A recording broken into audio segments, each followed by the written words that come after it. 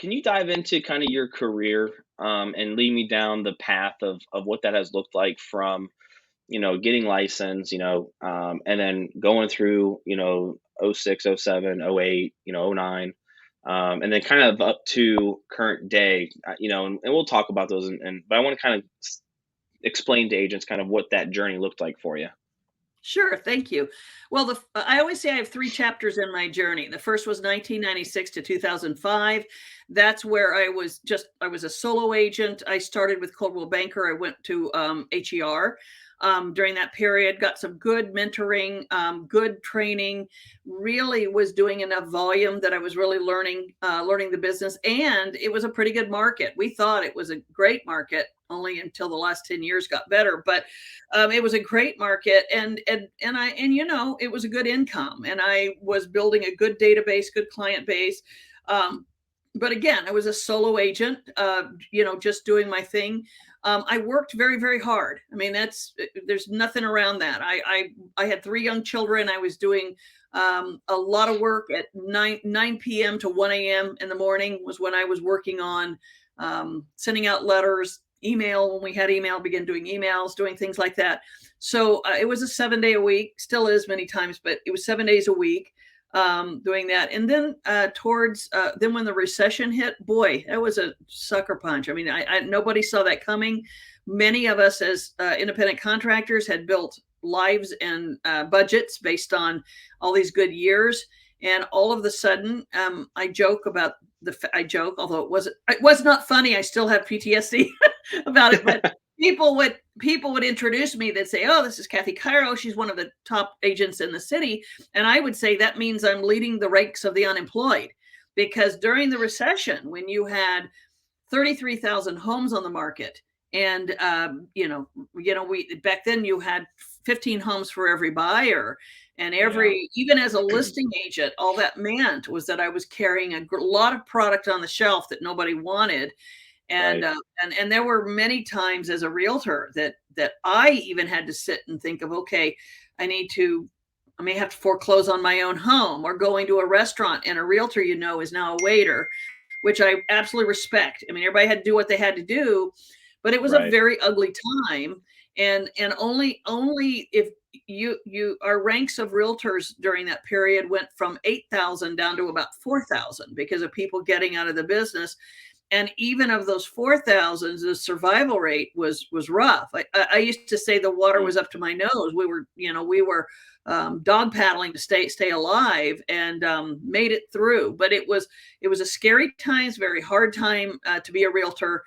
That's where you learned the counseling end of talking to homeowners, talking them off cliffs.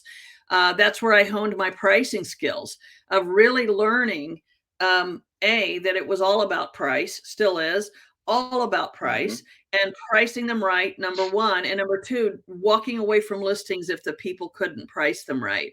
I remember a homeowner calling me and asking me to list their home. John, I had gotten into the habit of if I wouldn't even go to a listing appointment until I looked up their home, looked how much they owed on it, and made sure they could sell it. So this homeowner called me. I said, "Mrs. Smith, I'm sorry, but I've looked up your neighborhood. I've looked up, you've told me how much you owe on it, and your home is upside down. You can't sell it." And she goes, "But my neighbor down the street, they're selling it, and I know they owe as much as I do, and all this." And I remember telling her, I said, "Look, go to your front door, look three houses down. Who's listing the home?" So she goes, "Oh, it's so and so." I said, "Well, call them." I said, because they're obviously willing to put a home on the market that won't sell. I said, Right. I'm not, and so I really had to learn that all business is not good business, and not to be distracted by things that are not going to be profitable in the end. And so I remember my one of my managers at the time came to me. I think I was with HER, maybe Remax at that period. And one of them came to me and said, "Kathy, your list to sell ratio is higher than anyone. We want you to teach a class." And I said, "Dan, it'll be a very short class, because the answer is, if they can't sell it, I don't list it." I mean, that's Yeah. kind of it. you can't price it to sell, I'm not listing it. So everything I list sells. And so, Yeah. again, and that's a hard lesson. Even today, when I'm working with newer agents, they feel like if they're busy, they've got business. And I've had to say, no, if your client can't do these things, all you're doing is burning gas. You're not making money.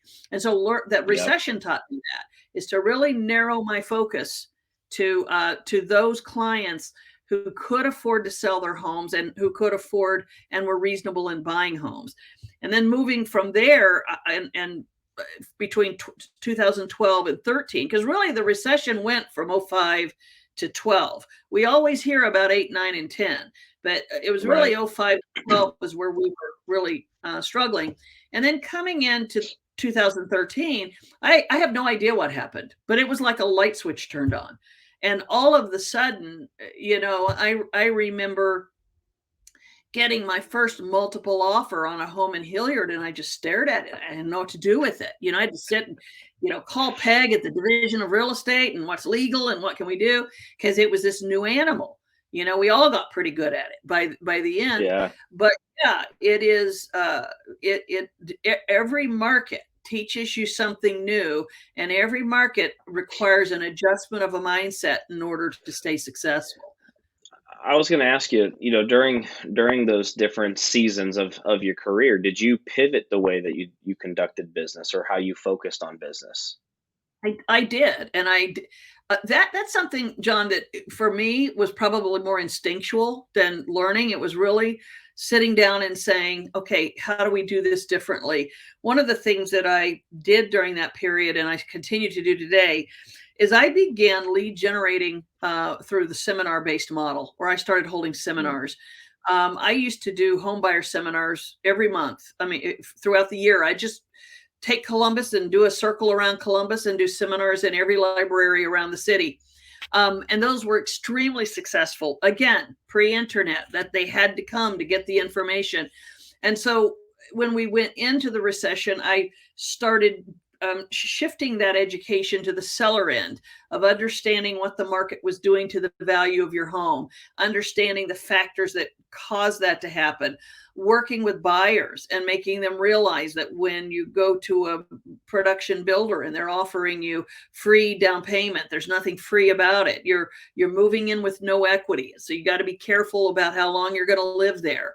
And so Yeah. I began that education model more focusing on educating that consumer as to that market on that day and what they have to be prepared for. So that kind of exposure, I was always out there. I was always meeting people. I was always standing in front of people. I was always in library meeting rooms or doing things. And the other thing is, I've never stopped advertising on the radio. I've been on the radio now for 25 years. So I started having a regular base of clientele that came from that. To your point, staying persistent, finding the thing that works and staying constant on it. So I was very fortunate to have just enough steady stream of clients to stay busy, but there was no question that it really caused you to really switch and really look at how you made a living. Somewhere in there, I started building a team. I think it was probably around, I don't remember, it's like 2005, 6, somewhere there. I started adding people. I didn't really start running a team until I came to Keller Williams and I got schooled on how to do it. And really started running my team like a business. That's a whole nother chapter in my evolution. But during that period, I always had colleagues around that, we were working and learning together. Yeah, no, that's awesome. I believe the agents that made it through the recession. I caught the very tail end. I got licensed in 2011, and I cut my teeth in REOs. So I got all Yeah. that experience. Yeah. But I always say the agents that got through there, you guys had to work on your skill set, right? You had Right. to be selective of who you could help because we couldn't help everyone.